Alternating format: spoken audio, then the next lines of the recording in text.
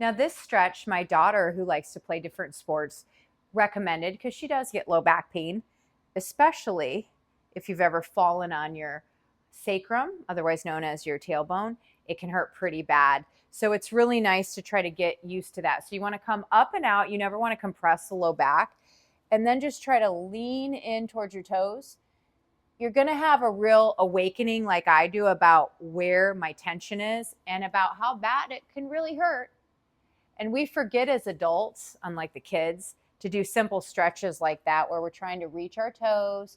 You do not want to bounce back and forth. That's one of the worst ways to hurt your low back, especially before noon. You want to limit flexion before noon, bending over, but you can lean into it, breathe deep, and just inch your way down towards your feet and toes.